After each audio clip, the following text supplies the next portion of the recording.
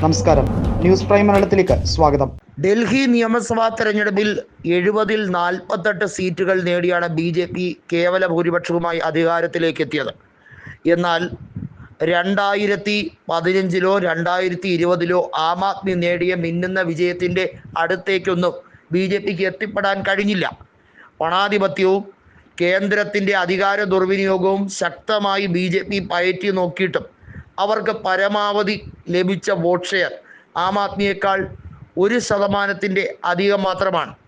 എന്നാൽ BJPയുടെ മുഖ്യമന്ത്രിയായി രേഖ ഗുപ്ത എത്തിയത് മുതൽ BJP ഇംപ്ലിമെൻ്റ് ചെയ്യാൻ ശ്രമിച്ചിരുന്ന അവരുടെ മാനിഫെസ്റ്റോയിലെ ഓരോ പദ്ധതികളും ഉപേക്ഷിച്ചുകൊണ്ടിരിക്കുകയാണ്. സ്ത്രീകൾക്കും വിദ്യാർത്ഥികൾക്കും സൗജന്യമായി നടപ്പിലാക്കണം എന്നുദ്ദേശിച്ച പദ്ധതികളെല്ലാം തന്നെ മാറ്റിവെച്ചിരിക്കുകയാണ്. അതൊക്കെ പിന്നെ ഓരോ കാര്യങ്ങളും വിശദമായി പഠിച്ചതിന് ശേഷം ആർക്കൊക്കെ ഉപകാരപ്പെടുന്നതാണ് എന്ന് മനസ്സിലാക്കി സമയബന്ധിതമായി ചെയ്യാം എന്ന മുടന്ത ന്യായം മാത്രം BJP പറഞ്ഞിരിക്കുകയാണ്.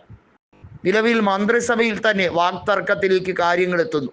നിലവിലെ ധാരണ പ്രകാരം മുഖ്യമന്ത്രി സ്ഥാനത്തിരിക്കുന്ന രേഖാ ഗുപ്തയ്ക്ക് 2.5 കൊല്ലം കഴിയുമ്പോൾ സ്ഥാനം ഒഴിഞ്ഞു കൊടുക്കേണ്ടി വരും എന്ന കരാർ പ്രകാരമാണ് ഇപ്പോൾ മുഖ്യമന്ത്രി സ്ഥാനത്തിരിക്കുന്നത്.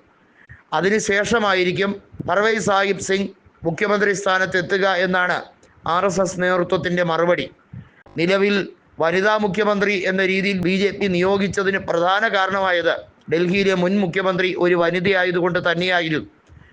അല്ലായിരുന്നെങ്കിൽ കെജ്രിവാളിനെ ന്യൂഡൽഹി മണ്ഡലത്തിൽ പരാജയപ്പെടുത്തിയ പർവേസ് സിംഗ് സാഹിബിനായിരുന്നു ഏറ്റവും കൂടുതൽ മുന്തിയ പരിഗണന. ലോക്സഭയിൽ ഡൽഹിയിൽ നിന്ന് ഏറ്റവും ഉയർന്ന ഭൂരിപക്ഷത്തിൽ കൂടി വിജയിച്ച മുൻ MP കൂടിയായ വ്യക്തിയാണ് പർവേസ് സിംഗ് സാഹിബ്. നിലവിൽ രേഖാ ഗുപ്തയുടെ പരിഷ്കരണ നടപടികളിൽ പലതിലും അതൃപ്തി രേഖപ്പെടുത്തിക്കൊണ്ടാണ് പർവേസ് സിംഗ് സാഹിബ് രംഗത്ത് വന്നിരിക്കുന്നത്. മന്ത്രിസഭാ യോഗത്തിലെ കാര്യങ്ങളിൽ വലിയ തോതിലുള്ള പ്രശ്നങ്ങൾ ഉടലെടുക്കുന്നു എന്ന് ഇപ്പോൾ വ്യക്തമാക്കുന്ന സാഹചര്യം അത് തീർച്ചയായും ഗുണകരമാവുക ഡൽഹിയിലെ പ്രതിപക്ഷ പാർട്ടിയായ ആം ആദ്മിക്ക് തന്നെയാണ്. ഒരുപക്ഷേ ഡൽഹിയിൽ ഏറ്റവും മികച്ച രീതിയിൽ പ്രതിപക്ഷ നേതൃത്വം കൈകാര്യം ചെയ്യാൻ അവസരം കിട്ടുന്നതിൽ എല്ലാ രീതിയിലും സന്തോഷമുണ്ട് എന്നാണ് അതിശി മാർലേന പറയുന്നത്. കൽക്കാജി മണ്ഡലത്തിൽ ശക്തമായ പോരാട്ടത്തിനൊടുവിൽ അവർ 4000 വോട്ടുകൾക്കാണ് BJPയുടെ സ്ഥാനാർത്ഥി വർഗീയത പരാമർശങ്ങൾ അടിക്കടി ഉണ്ടാക്കുന്ന രമേശ് ബിധൂരിയെ പരാജയപ്പെടുത്തി കയ്യടി നേടിയത്. ഒരുപക്ഷെ അത് അതിശിയുടെ ഇലക്ട്രൽ വിക്ടറിയിലെ ഏറ്റവും മികച്ച പൊൻതൂവലാണ് എന്നാണ് ആം ആദ്മിയും കോൺഗ്രസും ഒരേപടി പറഞ്ഞത്.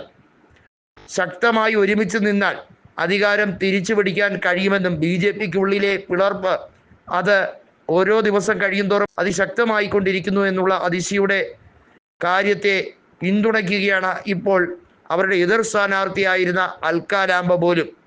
മികച്ച രീതിയിൽ അതിശിക്ക് പ്രതിപക്ഷത്തെ നയിക്കാൻ കഴിയട്ടെ എന്നാണ് അൽക്ക ലാംബ പറഞ്ഞിരിക്കുന്നത്.